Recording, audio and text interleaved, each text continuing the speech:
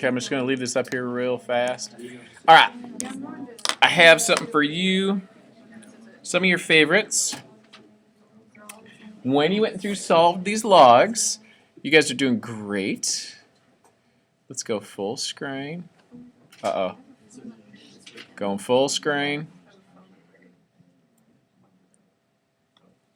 Your stuckage. Let's look at 10. Okay. You guys saw the plus? I saw a whole lot of log and really good work with like x minus 2 times x plus 5. You combine the logs. And you made this log of 3 squared. Okay. Some of you decided at this point, like log of 3 squared, there's a couple routes you could take. I could make this as a number. Log of 3 squared, you can put it in your calculator. You can get an output. You can use the decimal, which is all groovy and all. So let's go back to my calculator. I have options here. So let's do this one. Oh, it's not working the way I wanted to. Oh, we'll use my regular calculator. But the log of that one ends up being a number. That's one option. Log of 3 squared, and my calculator says log base 10 of 3 squared, which is 9, is 0.95424, something like that. That is not my recommended route for this one, but I could see some of you taking that route and going with it. But great, I can do this. And then what you did is said, hey, that's base 10. So I could say 10 to this crazy decimal equals that, and it works. It ends up giving you the right answer, but there's a shorter route to it, a more strategic, a smarter way to go at this.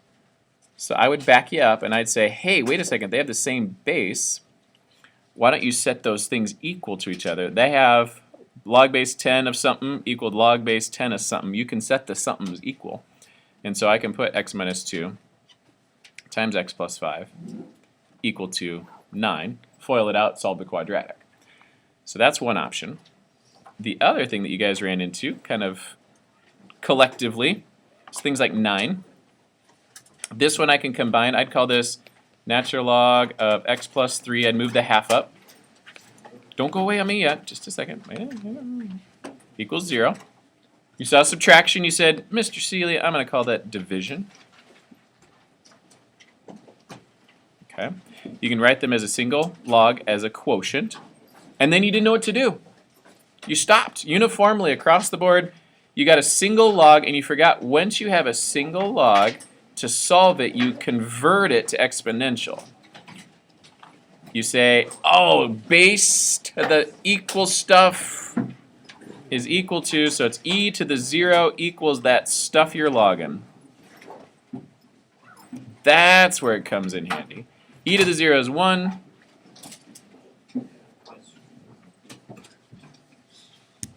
Oh, it's 1/2, isn't it? I keep writing that in there wrong. Ugh, can't make that work. Okay, that's 1/2 over x. Multiply both sides by x. 1/2 power, you may not remember that is square root, but it is. And you'd square both sides to get it to x squared equals x plus 3. Solve the quadratic and you're done. And you guys know how to do that. Is there another one that you need a hint on real fast? y1 and y2. Graph them separately. Find where they meet. I think is the easier way. No, this one doesn't look like that. Sorry, this one has a different look. Your logistic, it looks like it's facing the wrong direction. It's okay. You do get a negative x. And the reason you get a negative x is that this is positive. Usually in a logistic, that's a negative 0.3x. And quite frankly, it's a typo. I meant for it to be positive or negative, but my mistake. So you end up getting a negative x. You put 1 in y1 and 1 in y2, and you solve it. We'll look at those additionally tomorrow, but you mostly made it, and I was able to help those mostly that needed it. Okay, thanks guys. So that's